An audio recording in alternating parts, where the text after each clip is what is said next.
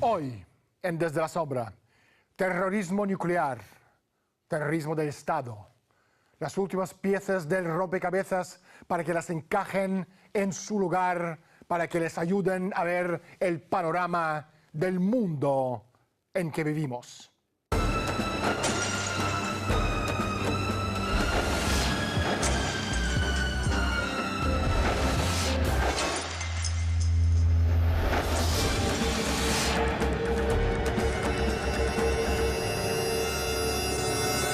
Este capítulo trata de armas de destrucción masiva, armas atómicas, armas nucleares, mini bombas nucleares. ¿Sorprendidos? Ha habido muchos ataques nucleares a lo largo de los años disfrazados de coches bomba y de terrorismo islámico. Empezando por Beirut, Líbano, en 1983. En los cuarteles de los marines estadounidenses y de los paracaidistas franceses. En la embajada egipcia en Islamabad, Pakistán, en 1995. En las embajadas estadounidenses en Kenia y Tanzania en 1998. La lista es muy larga. En Bali, en Tarata, Perú, en El Nogal, Colombia, en El Jobar, Arabia Saudita y también en la embajada australiana en Yakarta, Indonesia, en el año 2004. Hoy, en Desde la Sombra, hablaremos con Dmitry Halazov, un antiguo oficial de la unidad militar nuclear, conocida también como el Servicio de Control Especial del 12º Departamento del Ministerio de Defensa de la antigua Unión Soviética. Pero primero, salgamos a la calle y preguntemos a la gente su opinión sobre las armas de destrucción masiva. Una bomba convencional es algo que cualquiera puede hacer, con los ingredientes que se pueden comprar en una tienda. Para la otra hay que tener una base científica para saber cómo hacerla al menos. Si no, se te explotará. La diferencia entre una bomba convencional y una bomba nuclear: la nuclear necesita diversos ingredientes como plutonio y uranio enriquecidos. En las bombas caseras, al contrario que en las bombas nucleares, hay un montón de componentes que encuentran en almacenes y tiendas así.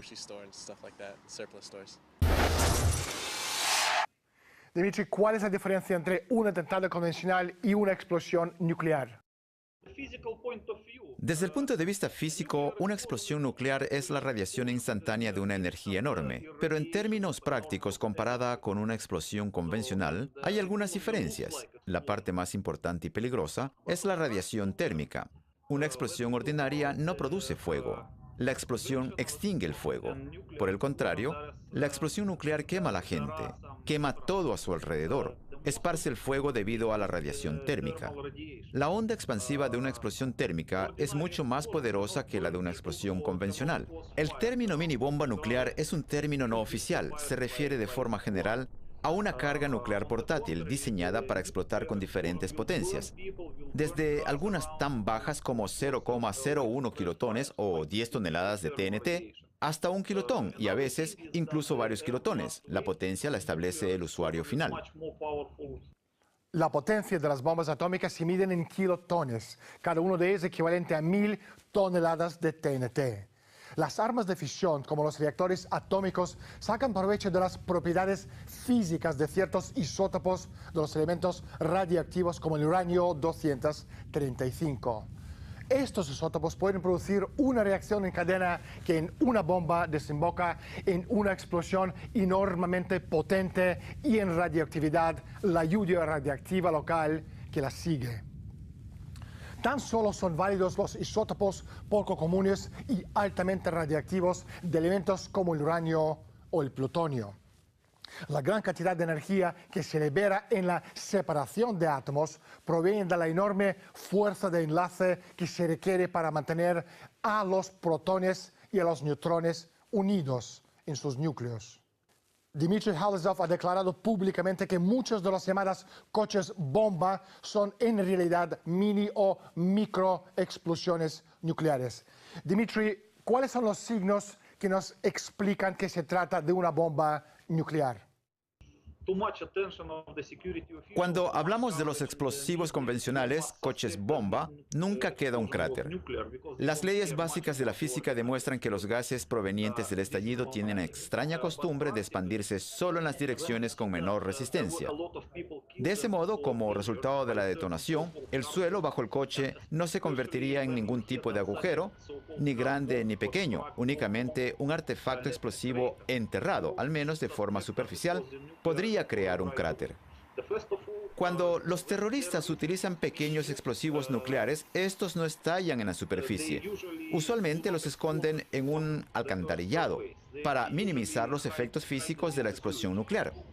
En el caso de una serie de mini explosiones, obviamente debe dejar un cráter, que puede ser bastante grande, con un ancho considerable, de cerca de 20 metros, y una profundidad de 10 metros o algo así, dependiendo de la composición del suelo, si es blando o duro, si tiene arena o roca.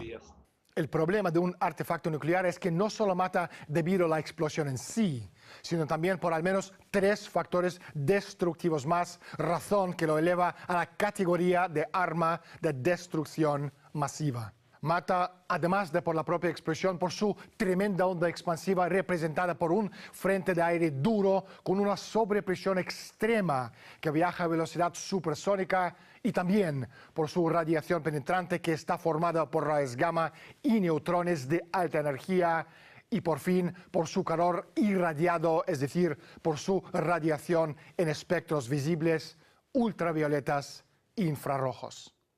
Imaginemos a un riquísimo terrorista en una cueva de 5 estrellas de Afganistán. Dimitri, este terrorista puede teóricamente hacer una bomba nuclear. Si no, ¿por qué no? No, es imposible debido al diseño de las armas nucleares. Las bombas nucleares pueden obtenerse a partir del uranio enriquecido o del plutonio. Si puede obtener el uranio enriquecido de un país desarrollado, podría fabricar armamento nuclear a partir del mismo. El uranio tiene una masa crítica que se ubica alrededor de los 50 kilos. Para evitar que la explosión ocurra prematuramente, el uranio es separado en 2 submasas críticas. Cuando se desea producir la explosión, se unen las 2 partes para obtener la masa crítica necesaria. Y así, el siguiente paso es la explosión nuclear. Entonces, cuando se intenta unir las 2 partes del uranio, tiene que moverlas a una velocidad muy alta. Si las acerca lentamente, simplemente se evaporan. El uranio tiene lo que se llama un escudo de neutrones alrededor de sí mismo, porque los neutrones en su interior siempre intentan escapar a la superficie. Cuando se intenta acercar las 2 partes de uranio entre sí, antes de que el metal haga contacto, se produce un campo de neutrones, y una vez que esto tiene lugar, ocurre una reacción nuclear similar a la que se produce dentro del reactor. Eso no producirá la explosión, pero sí tendrá como resultado un sobrecalentamiento. Para lograr unir estas 2 piezas de uranio, antes de que ocurra este fenómeno, hay que desplazarlas a una velocidad de 2,5 kilómetros por segundo. Para alcanzar esta velocidad en un tiempo breve, si hablamos de las partes del uranio, es difícil de lograr y solo los países desarrollados cuentan con el nivel de tecnología necesario. Los terroristas no pueden hacerlo, es imposible. El plutonio es todavía más difícil de fabricar. La mínima velocidad para juntar las partes del uranio es de 2,5 kilómetros por segundo. Y si hablamos del plutonio, la velocidad necesaria para juntar las 2 partes del plutonio es de 12,5 kilómetros por segundo. Las cargas basadas en el plutonio no usan el antiguo diseño de cañón, sino el llamado sistema de implosión, en el que una masa ligeramente subcrítica de plutonio 239 se comprime hasta formar una masa crítica por medio de explosiones simultáneas bien calculadas de materiales explosivos convencionales. Se hace del siguiente modo. La masa crítica de plutonio en su fase de cristalización es de 11 kilogramos. O puede ser menos dependiendo de su fase de cristalización. Entonces, en primer lugar, se produce una masa levemente subcrítica, unos 10 kilogramos. Después se le da una forma redonda ideal. Posteriormente se colocan cargas de explosivos convencionales repartidas alrededor de este núcleo de plutonio. Y por último, hacen detonar simultáneamente todos los explosivos alrededor de este núcleo. Esta explosión simultánea comprime el núcleo central. Debido a este estado de compresión, el plutonio pasa de una condición subcrítica a una condición crítica, y esto provoca la detonación nuclear. El armamento de fusión es simplemente demasiado sofisticado, caro, pesado, voluminoso como para ser usado por terroristas. No, de hecho normalmente no tienen acceso a los materiales. Normalmente se usa por el gobierno. No, porque hay que tener mucho dinero para conseguir todos los materiales. Es decir, la parte química es algo que debe de costar una fortuna, así que no. Ahora bien, mientras que los diseños de armas nucleares rudimentarios no pueden alcanzar potencias altas, sí que podrían producir una explosión nuclear de entre 10 y 12 kilotones, igual que Hiroshima. Y como no hemos tenido ningún atentado parecido a lo de Hiroshima, podemos con toda seguridad descartar las teorías de conspiración del gobierno estadounidense de que los terroristas pueden llegar a tener acceso a las bombas nucleares. En cuanto a las bombas de plutonio, la tecnología es tan sofisticada que los detonadores deben sincronizarse a un nivel de microsegundos, porque si las cargas de implosión estallan de forma mínimamente asincrónica, las ondas de la detonación destruirían el núcleo de plutonio y la carga nuclear se tornaría inservible. Solo Rusia, Estados Unidos, Francia, Israel y en el caso de necesidad Suiza y Japón, debido a su altísimo nivel tecnológico, pueden ahora o podrían pronto fabricar armas nucleares o mini nucleares con potencia de 0,1 kilotones con base de plutonio.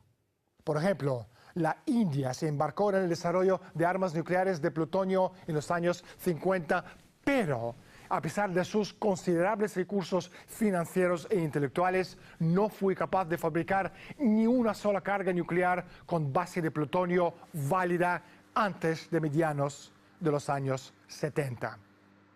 Aún hoy, más de 35 años después de su primera prueba nuclear con éxito, los indios son incapaces de fabricar mini bombas nucleares, tan solo dominan las cabezas nucleares de tamaño utilizado para misiles balísticos.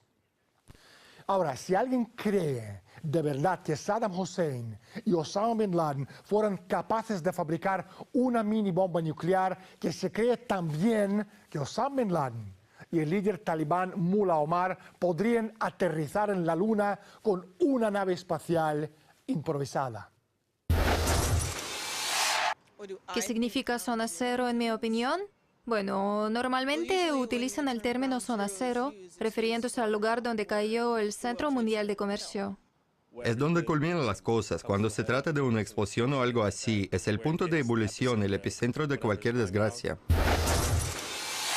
Caso concreto de atentado nuclear, Al-Khobar, Arabia Saudita, el año 1996. Después del Khobar, el gobierno estadounidense de forma inmediata llamó a la zona del ataque Zona Cero. Dmitry Halazov, ¿qué significa Zona Cero? El término zona cero es un término militar muy específico. Significa el punto de explosión nuclear o su proyección hacia la superficie terrestre, en el caso de una explosión nuclear subterránea o atmosférica. Así que no tiene ningún otro significado, al menos no lo tenía hasta el 11 de septiembre. En el atentado de Al-Khobar, la potencia de la explosión fue enorme. En el lugar donde se había colocado el camión, quedó un enorme cráter de 26 metros de ancho y 11 de profundidad. La onda expansiva se percibió a 32 kilómetros de distancia, en el estado de Bahrein, en el Golfo Pérsico. El lugar del atentado se llamó, por supuesto, Zona Cero. Así que Zona Cero, en todos sus usos, antes del 11 de septiembre, solo tenía un significado: el lugar de una explosión nuclear. Y lo más llamativo es que el término Zona Cero se usó para atentados con coches bombas muy concretos. Por ejemplo, se usó en el famoso atentado contra los cuarteles de Estados Unidos en Beirut, en 1983. Se usó para el atentado de Oklahoma en 1995. Se usó para varios atentados en Latinoamérica. cuando los consejeros norteamericanos a los que invitaron a investigar llamaron a esos lugares zonas cero. Por supuesto, se utilizó en el primer bombardeo del Centro Mundial de Comercio en 1993. En Oklahoma, como ya he dicho, en Al-Jubar también se llamó la zona cero. También se utilizó en el caso del 11 de septiembre, como recuerdan, como nombre para llamar a las bases demolidas del Centro Mundial de Comercio. Pero no es de la jerga de los periodistas, es de la jerga de la defensa civil y la militar. En Oklahoma City, un atentado atribuido a la extrema derecha norteamericana y llevado a cabo supuestamente por Timothy McVeigh con 2.300 kilos de fertilizante causó unos daños terroríficos. Sin embargo, la versión oficial tiene poco que ver con la realidad. Dimitri, ¿qué pasó en Oklahoma City? En Oklahoma se preparó una mini bomba nuclear de 0,1 kilotones estándar para que estallara. La escondieron en una alcantarilla enfrente del edificio escogido como objetivo. El atentado de Oklahoma produjo una señal sísmica de 3.0 en la escala de Richter, que corresponde a 29 toneladas de TNT enterradas bajo el suelo. Esa es la cifra oficial. ¿Cómo conseguiría un camión cargado supuestamente con 2 toneladas de explosivos baratos generar tal señal sísmica? Quiero decir, la profundidad suficiente como para comunicar toda su energía explosiva a la Tierra y ni la más mínima parte de ella a la atmósfera. Hay que entender que un camión cargado con explosivos no produciría ningún tipo de señal sísmica porque su energía se encauzaría por el medio menos consistente, a través del camino que ofreciera menos resistencia, es decir, hacia la atmósfera y no hacia la Tierra. Esto es aún discutible porque la mayoría de la gente solo tiene acceso a lo que les muestran en la televisión. Yo personalmente no lo sé. Lo que sé es que siempre que utilizan el término terrorismo es cuando algo se hace público. No es como quién está detrás de cada atentado. La gente siempre piensa que hay grupos diferentes cuando en realidad es un único grupo. Me imagino que es alguien de Estados Unidos contra alguien del extranjero. El atentado dañó más de 300 edificios a su alrededor en un radio de 16 cuadras, mató a más de 150 personas e hirió a unas 1000 más. La mayor parte de las lesiones fueron quemaduras, lo que es muy normal para las explosiones nucleares, pero no características para las explosiones convencionales. Tampoco hay que olvidar que todo el equipamiento electrónico en torno al edificio elegido como objetivo se quemó, debido al pulso electromagnético de una explosión nuclear. Una explosión nuclear liberaría no solo enormes cantidades de neutrones, sino también de electrones, ya que estos últimos son incluso más numerosos que los primeros.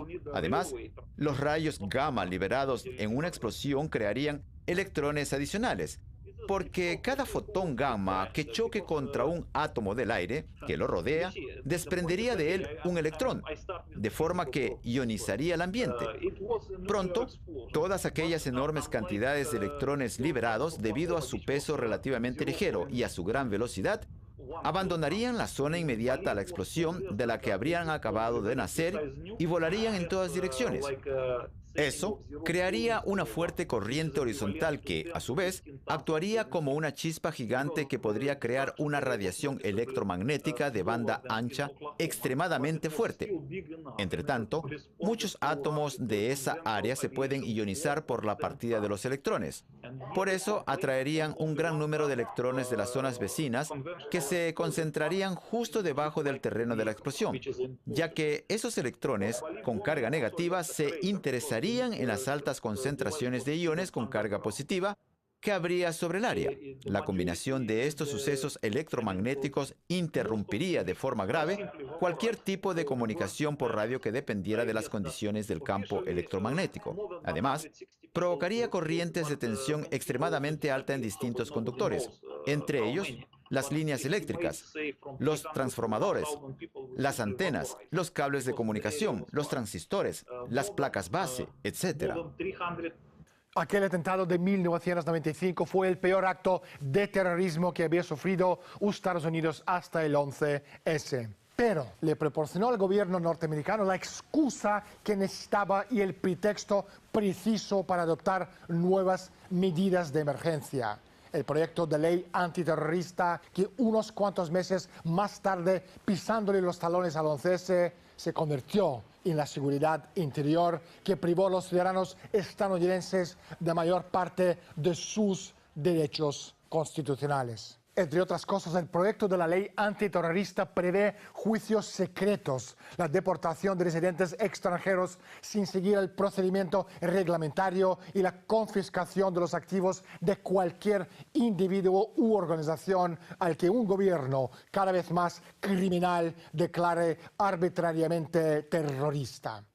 América del Sur ha tenido su parte de coches bomba que dejó grandes áreas de daño detrás de ellos. Estos ataques fueron atribuidos a las FARC, como en Nogal, el ataque del Club Nocturno en Colombia en el año 2003 y al Sendero Luminoso en el atentado con coche bomba supuestamente en Tarata de Lima. Dimitri, ¿qué pasó? En el caso de Nogal y de Tarata se utilizó una típica mini bomba nuclear de alta precisión con base de plutonio de 0,1 kilotones, el equivalente a 100 toneladas de TNT. La explosión provocó un cráter bastante grande, lo cual indica que la carga nuclear estaba enterrada en el suelo. Los coches bomba no crean cráteres porque la fuerza de la explosión se dirige por la vía que ofrece menos resistencia, es decir, hacia arriba y hacia los lados, pero nunca hacia abajo. También produjo lesiones por radiación a la gente y quemó todos los equipos electrónicos de las cercanías con su pulso electromagnético. Para cualquier experto forense nuclear, lleva el sello inconfundible de una explosión nuclear. Una bomba normal, y no importa con qué esté hecha, no quema a la gente. Tampoco produce pulso electromagnético o radiación. Por supuesto, se llamó zona cero también. Y lo que es más importante es que especialistas estadounidenses que llevaron a cabo la investigación inmediatamente establecieron que el dispositivo usado para la bomba en Nogal fue el mismo que el de la bomba de Oklahoma en 1995. Así que desde 1992, el terror nuclear se ha elevado al nivel de enemigo global para reemplazar al extinto comunismo y fundamentalistas islámicos. También ha habido un ataque contra la embajada de Israel en Argentina. ¿Es verdad que nos cuentan que ha sido los iraníes?